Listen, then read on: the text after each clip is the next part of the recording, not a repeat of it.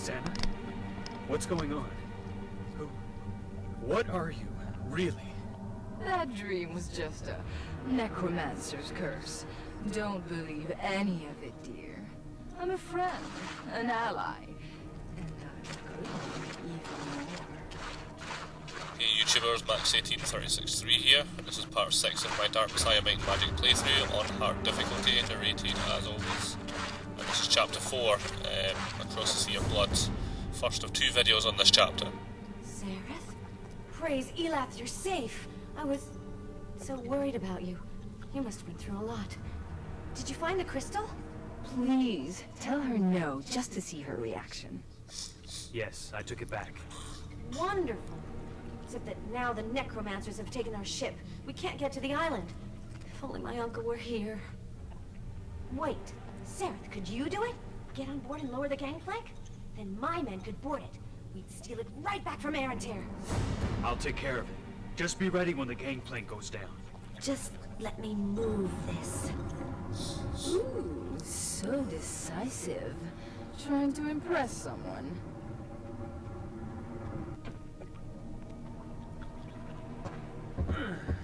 Be careful.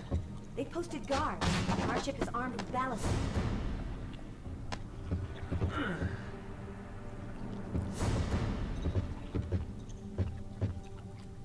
So I was talking quite a bit about stealth in the last video, or a wee bit anyway.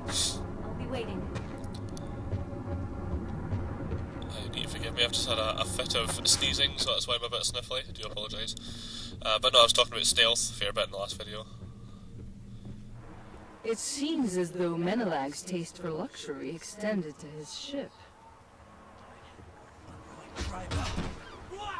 So thankfully I do much better on this chapter. I managed to get quite a few sneak kills with my daggers and stuff, and generally do a lot better at the whole stealthing about thing.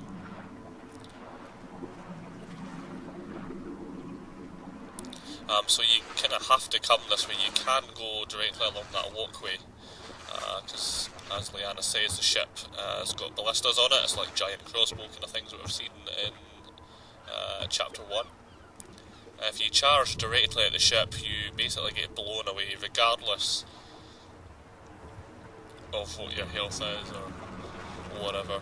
I think the only way that you could possibly take the ship head on is if you had the Sanctuary spell. That basically makes you invincible for around about 15 to 20 seconds. I think that's the only way that you would possibly be able to pull it off.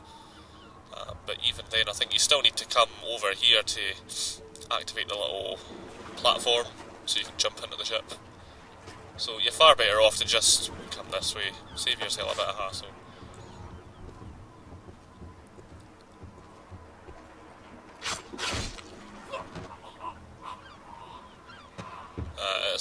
It's quite a tricky jump actually, especially if you forget to... I've got uses in mind for it, you know. Especially if you forget to take an actual proper run and jump like I kinda did there. And even my second attempt I almost fluffed it again.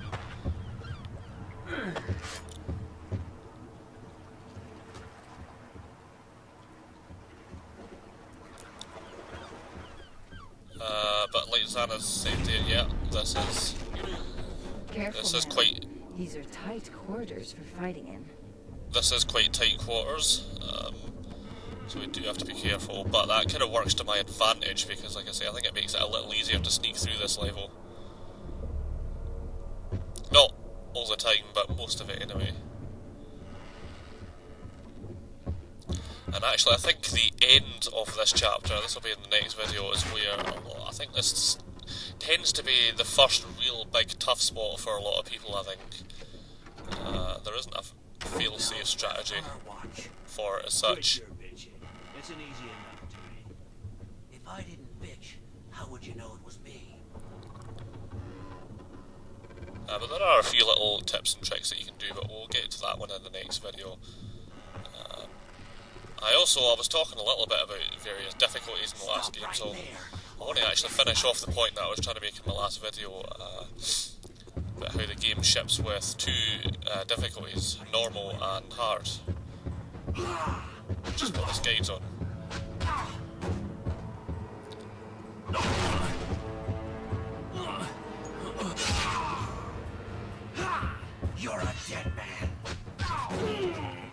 It's not nice to go through other people's things.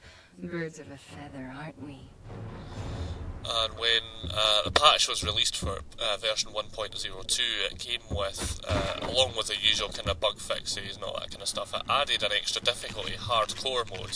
So there's now normal, hardcore. I'm not aware of any extra patches beyond that, by the way, just in case you're wondering. As far as I know, 1.02 is the most up-to-date official patch that you can get. I believe there is one or two custom patches made by the modding community, but 1.02 is the most up-to-date official patch you can get. I'm not aware of any others.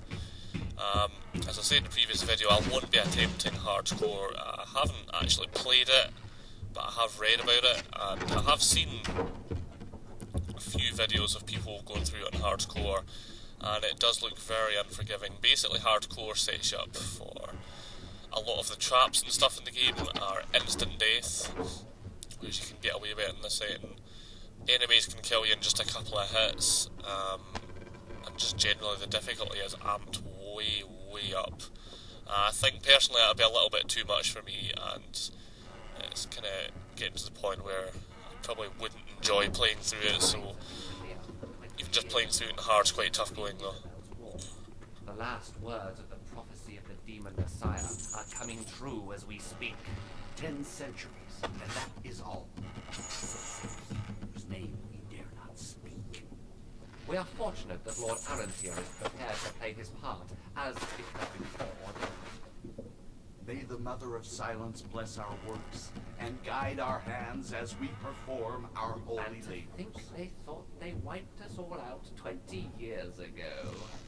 And before them, the wizards and many others. But when all of them have crumbled to dust, we will still be here. So these are the game's sort of enemy When do we necromancers. set sail? They still need more undead on board to man the sails. Lord Arantairs will be bringing them. And then to Definitely the island. don't And underestimate them. and glory. We will make Stonehelm a tomb. It is possible to stealth attack both of them. That's why I'm just waiting here for a moment. If you've got the patience and you just wait till they finish their conversation, they eventually wander off into separate rooms, and you can pick them off one by one stealthily. If you attack them head on, which it can be done if you're a kind of more warrior person. But in hard mode, yeah, they chip through your health a lot more, because the usual attack is fireballs, which can do quite a bit of damage to you. They'll also sometimes freeze you. If you get too close, they've got a hook kind of thing that they'll use, which can still do a surprising amount of damage. So one-on-one they're manageable, but two of them at the same time, unless you're good, they'll probably rip you through pretty quick. So, like I say, if you've got the patience to just wait a moment, you can kind of pick them both off quietly.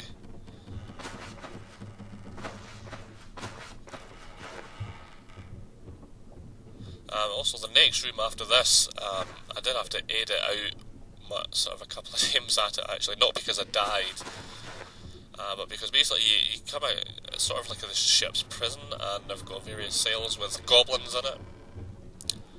And one of them says to you, "Oh, release me, release me." There's a lever that you can pull which releases them. And they'll jump out of their cages, and there's a couple of black guards and a necromancer, and they'll go and they'll fight it out with each other. 9 times out of 10, usually the goblins win, but thereafter, and I don't know if this is a bug or a glitch or what, but thereafter, once they've killed off all the black guards and stuff, they'll then all come and attack you, which seems a bit fruitless given the fact that you just released them from prison cells. So it's a bit of a roll of a dice as to whether they'll stay friendly to you or not. Free me!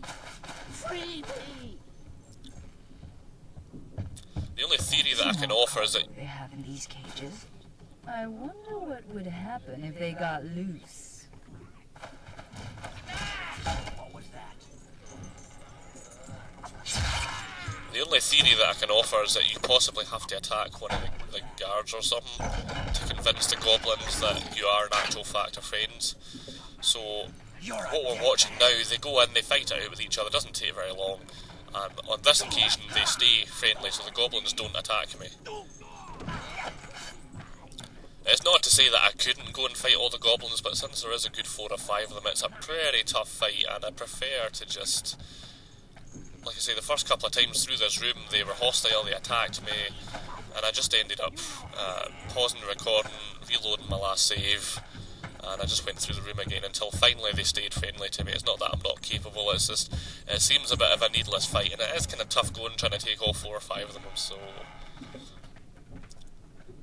Kind of what we're watching now, if you like, is kind of the preferred way to do it, if you will. The necromancer usually has an old key on him that you need to get out of the room.